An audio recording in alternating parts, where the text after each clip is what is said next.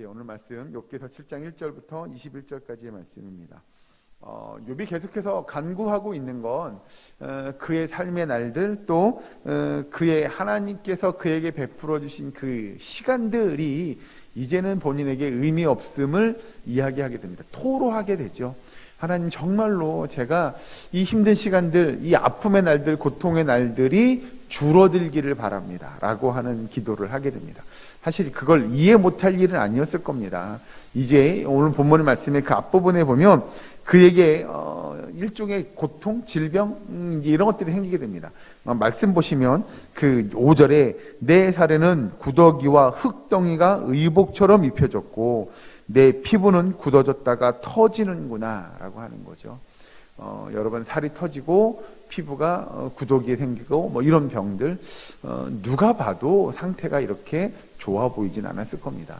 그러니 욥도 이제는 더 이상 나에게 살아갈 소망 또는 살아갈 이유가 없어졌음을 그가 계속해서 하나님 앞에 이야기하고 있는 걸 겁니다. 모든 재산을 탕진한 것도 모자라서 이제 내 몸에 병까지 생겨서 내가 죽을 날만을 기대하고 있는 처지, 그런 상황에 놓여 있는 욥. 그런데 욥에게는 풀리지 않는 의문점들이 생기게 됩니다. 하나님, 제가 이 정도로 모든 재산을 다 탕진하고 자녀들은 다 죽고 종들도 다 죽고 뭐 그런 상황이 연출됐어요. 그래서 인생의 나락에 정말 극심한 고통을 겪게 되고요. 사람들이 자신을 바라보며 비난하고 손가락질하는 것들을 그가 이제 느끼게 되죠. 그것뿐만 아니라 몸에는 병이 생겨서 이제 내가 죽을 날이 얼마 안 남았겠구나. 뭐 이런 생각이 들고 있는 와중에 그가 이해 안 되는 한 가지는 무엇이었냐면, 하나님, 그런데 왜 저에게 죽음이라는 걸 허락하지 않으시죠? 라고 하는 겁니다. 왜 저에게 삶을 허락하시죠?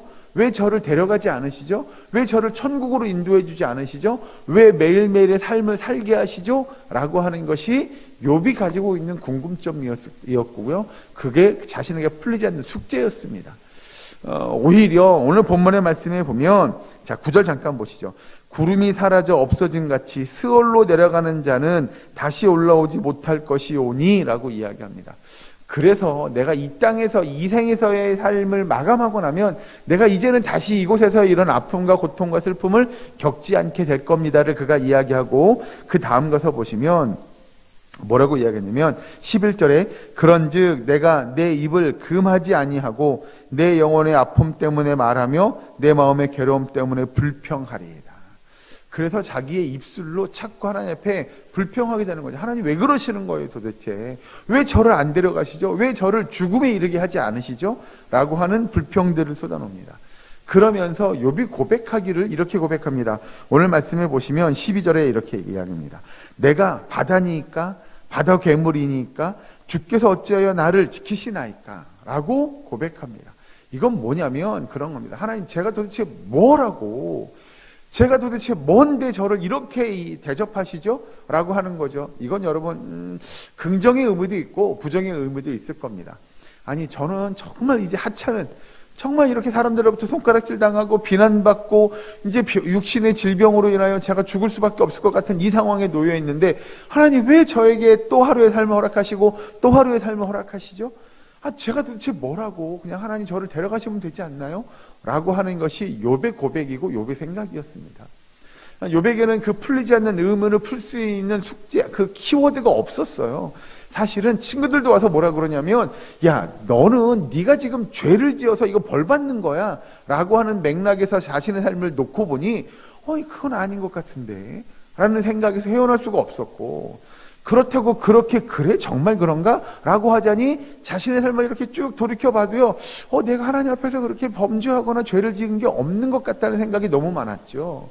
그러니 그 모든 생각들로, 번민들로 그가 잠을 못 자게 됩니다. 오늘 성경의 말씀을 보면 13절에 혹시 내가 말하기를 내 잠자리가 나를 위로하고 내 침상에 내 수심을 풀리라 할 때에 주께서 꿈으로 나를 놀라게 하시고 환상으로 나를 두렵게 하시나이다. 그래서 진짜 내가 잠들면 좀 이런 것들을 잊어버리고 그러지 않을까라고 해도 그게 잊혀지지가 않아요. 그게 머릿속에서 떠나가지 않는 거죠. 그런 그 욥에게 하나님께서 왜 그럼 욥의 삶을 그렇게 인도해 가시느냐에 대해서 욥은 해결책이 없었어요. 자신의 삶에 정답을 찾지를 못하는 거죠. 여러분, 그래서 성경은 욥기를 통해서 욥에게 그리고 우리에게 새로운 시각을 갖게 하는 겁니다. 왜냐하면 우리의 생각, 우리의 이성, 우리의 경험, 우리의 지혜로는 하나님의 뜻을 다 찾을 수가, 또 깨달을 수가 없음을 깨닫게 하는 거죠. 욥의 친구들이 와서 야, 그거 다 너희 죄 때문이야 라고 이야기하는 건 친구의 생각입니다. 그 당시에 보편적인 사람들의 생각이기도 했고요. 왜냐하면 그렇게 못 고칠 질병을 얻어 야, 네가 하루아침에 그렇게 쫄딱 망할 수가 있어? 야, 그건 다 하나님께서 너에게 벌 주시는 거지. 그렇지 않으면 어떻게 그런 일이 있을 수 있어? 라는 것이 보편적인 생각이었어요. 그런데 하나님은 욥을 통해서 그렇게 보편적인 생각이 통하지 않는, 정말 우리가 이해되지 않는 하나님의 기적과 같은 놀라운 역사들이 우리의 삶에서 나타날 수 있음을 인정하게끔 하는 겁니다. 그것이 예를 들면 욥에게 정말 평안의 축복을 임했던 것처럼, 야, 말도 안 돼, 어떻게 저 사람은 저렇게 많은 부를 누리며 살아갈 수 있지? 라고 하는 쪽으로 나타나기도 할 것이고, 또 한편으로는 욥이 경험했던 것처럼 말도 안 돼, 야, 어떻게 저렇게 하루아침에 쫄딱 망할 수가 있어? 라고 하는 것으로 나타날 수도 있다는 거죠. 이게 여러분, 극에서 극으로 가는 건 우리의 생각, 우리의 보편적인 사고를 뛰어넘는 일들이 나타나기도 한다는 겁니다. 여러분, 그래서 오늘을 살아가는 우리도 하나님의 그 기적과 같은 역사들을 부정해서는 안 됩니다. 예를 들면 뭐 아픈 사람이 하루아침에 낫어요? 예, 그런 기적이 일어날 수 있어요. 그러다 어느 사람이 하루아침에 정말 안녕하고 돌아가실 수 있어요. 예, 그런 역사들이 일어날 수 있다는 거죠. 하나님의 역사, 하나님의 삶에 이루어가는 모습들을 바라보면 하나님의 일들은 우리가 생각하는 것을 뛰어넘게 이루어가더라 라고 하는 거예요. 오늘 아침에 한 가지만 제가 경험한 것들을 여러분들이 고백하면, 제가 언젠가 그런 말씀 드리지 않았을까요? 제가 그 부교육제 시절에 학생이 한 명 있었어요. 여학생이요. 정말 반에서 반장도 하고 똘똘한 학생이었거든요. 그런데 어느 날 감기처럼 열감기가 나서 병원에 갔어요. 그래서 감기약을 처방받아서 열이 오르니까 해열제랑 처방받아서 왔어요. 근데 애가 열이 안 떨어지는 거예요. 그래서 이상하다. 그래서 이제 큰 병원에 갔어요. 큰 성모병원에 갔거든요.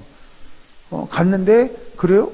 그러면 입원해보고 일단 뭐 검사를 좀 해보죠. 그러고 입원한 그 다음날부터 애가 발작을 하기 시작하는 거예요.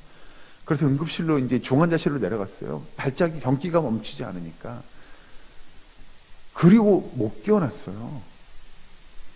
그리고 중환자실로 옮겼어요. 옮기고 나서 엄마가, 이제 집사님이 막 목사님이며 뭐 사역자들이며 뭐 장로님, 권사님 다 같이 가서, 그때 병원 신방 할 수 있을 때여서 병원 신방하고 기도해주고 그러고 났는데 이 마음이 좀 이상한 거예요. 이상하다. 불길하다 해서 그 엄마가 정확히 하루 반을 병원에 입원해 있다가 나 큰 병원에, 다른 병원 가겠다고 해서 삼성병원으로 옮겼어요. 삼성병원 딱 갔는데 의사들이 하는 말이 왜 인제 오셨어요? 그게 하루 반만이에요. 그러고 만 3년, 4년을 고생했어요. 그 엄마가 아침에 새벽 예배 나와서, 새벽 예배도 안 하시던 분이 새벽 예배 나와서 기도하고, 아침에 차 타고 버스 타고 전철 타고 삼성병원 갔다가 다시 하루 종일 아침에 면회하고 하루 종일 있다가 저녁 때 면회하고, 그리고 집에 오는 거예요. 그걸 3년, 4년 한다고 해보세요. 진짜 가정이 말이 아니었어요. 그런데 끝내 그 아이가 죽었어요. 그러니까 우리는 왜 하나님이 그런 일들을 허락하시죠? 갑자기 왜? 우리도 이해가 안 되는 일들이 벌어지더라는 거예요. 그게 우리가 이야기하는 정말 기적과 같이 좋은 일처럼 나타나기도 하지만, 아니 왜 이런 일들도 나타나죠? 라고 하는 일들도 우리에게 벌어지더라는 거죠. 욥도 똑같아요. 이해가 안 됐어요. 자기 삶이 도저히 이해가 안 돼요. 예, 자기가 쫄딱 망했어요. 그래, 하나님 그럼 저를 그냥 죽여주시죠, 데려가시죠 라고 하는 생각에 사로잡혀서 아무것도 못하는 거죠.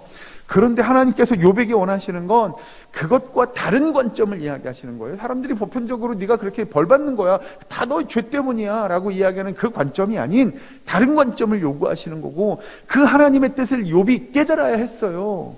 그래서 욥을 통하여 하나님의 그 기적과 같은 역사를 이뤄감에도 불구하고 욥이 이렇게 위에 있다가 이렇게 저 낮은 데 있다가 할지라도, 하나님의 그 기적의 역사가 우리의 삶 속에서 이루어져 갈 수 있음을 그가 고백하는 일들이 필요했던 겁니다. 잘 나갈 때, 좋을 때, 평안할 때만이 아니고요, 정말 힘들 때, 어려울 때, 고통당할 때도 이것도 하나님의 역사, 하나님의 인도하심일 거라고 하는 그 믿음의 고백이 하나님의 백성들에게 있어야 함을 성경은 우리에게 가르쳐주는 줄로 믿으시기 바랍니다. 그래서 욥기를 통하여 욥이 뭐라고 이야기하냐면 그 끝에 가서 보신 19절 말씀 보면 이렇게 합니다. 주께서 내게서 눈을 돌이키지 아니하시며 내가 침을 삼킬 동안도 나를 놓지 아니하시기를 어느 때까지 하시리까. 이건 뭐냐면 여러분 그런 거죠. 하나님, 제가 이렇게 고통받고 고난당하는데 왜 저를 죽여주지 않죠? 왜 저에게 이 고통의 끝을 허락해 주시지 않죠? 저를 데려가시면 좋잖아요 라고 이야기하시면서 말하면서 또 그 아까 읽었던 그 12절에 혹시 내가 바다니까 내가 괴물이니까 주께서 어찌하여 나를 이렇게 지켜주십니까? 도대체 제가 뭐라고 저를 이렇게 지키시고 인도해 주십니까? 왜 저를 이렇게 데려가지 않고 죽여주시지 않고 이렇게 하나님께서 인도해 주시나요? 라고 고백하면서 19절에 어느 때까지 하실 겁니까 하나님? 이제 저를 좀 놓아주세요 라는 것이 이 욥의 관점이긴 하나, 욥의 고백을 잘 보면 그래도 지금 하나님이 나를 떠나서 나와 함께하지 않는 하나님을 고백하는 것이 아니라 그럼에도 나와 함께하시고 나를 지키시는 하나님이 있다는 걸 욥이 고백합니다. 여러분 욥기서를 이렇게 잘 보시면 욥은 단 한 번도 하나님을 원망하거나 하나님을 저주하거나 에이 나 이제 하나님 안 믿어 라고 욥은 이야기하지 않습니다. 보통 사람들은 그렇게 막 인생의 나락에 떨어져가지고 이제 죽을 날이 얼마 안 남았구나 이러면 내 이제 하나님 믿는 거 다 소용없어 라고 이야기할지 모르겠어요. 그런데 욥기서가 우리에게 들려주는 또 하나의 메시지는 뭐냐면 그럼에도 불구하고 욥은 하나님을 부정하지 않는다는 겁니다. 오히려 읽은 19절에서 도대체 나를 놓지 아니하시기를 어느 때까지 하시리까? 라고 그가 이야기합니다. 하나님 도대체 언제까지 나를 이렇게 지키실 거예요? 나와 함께 하실 거예요를 그가 고백합니다. 사실 욥에게는 그렇게 힘든 시간 속에서도 하나님을 향한 신실한 믿음이 그 안에 자리 잡고 있었습니다. 그래서 하나님께서 욥을 시험하라고 사단에게 내어준 걸 겁니다. 여러분 우리의 삶 속에서도 어떠한 역경과 고통과 고난 속에서도 이런 욥의 고백과 같은 고백이 저와 여러분에게 있기를 주의 이름으로 간절히 축원합니다. 정말 하나님을 향한 시신한 믿음 갖고 하나님 내가 힘든 상황에 놓였더라도 어려운 상황에 처해 있더라도 주님이 나를 지키시고 나와 함께 하심을 믿고 의지하는 주의 백성, 주의 자녀, 그런 믿음의 삶을 오늘 하루도 이어가는 저와 여러분 우리의 사랑교회의 모든 권속될 수 있기를 주의 이름으로 간절히 축원합니다. 기도하겠습니다. 사랑거리 하나님 감사합니다. 우리의 사랑교회의 모든 권속들이 정말 하나님의 믿음 안에서 신실한 삶을 이루어가게 하여 주시옵소서. 고통 속에서도 고난 속에서도 아픔과 슬픔 속에서도 우리를 향한 주님의 그 사랑을 잊지 않게 하시고 기억하게 하셔서 끝내 우리와 함께 하시는 하나님을 믿음의 고백으로 이루어가는 주의 백성들이 되게 하여 주시옵소서. 아버지 오늘도 주님 전에 나와 기도합니다. 간구합니다. 그런 하나님께 영광 돌리는 기도와 간구가 되게 하시고 우리가 기도할 때 특별히 우리 가운데 아파하고 힘들어하며 고통 가운데 신음하는 환우들 정말 눈물 흘려 기도하는 환우들을 위해 기도하오니 아버지 그들에게 위로를 더하시고 회복의 은혜를 허락하여 주시옵소서. 아버지 특별히 기도하옵기는 우리 고3 수험생들 주께서 기억하시고 이제 얼마 남지 않은 그 수능의 시험을 잘 치를 수 있도록 주께서 역사하시고 인도하여 주시옵소서. 아버지 주께서 함께 하시고 우리 학생들에게 정말 지혜와 명철과 건강의 능력을 더하여 주셔서 저들이 그 시험 잘 치르며 하나님 앞에 영광 돌리는 믿음의 역사들이 있게 하여 주시옵소서. 모든 것 감사드리며 예수님의 이름으로 기도하옵나이다. 아멘.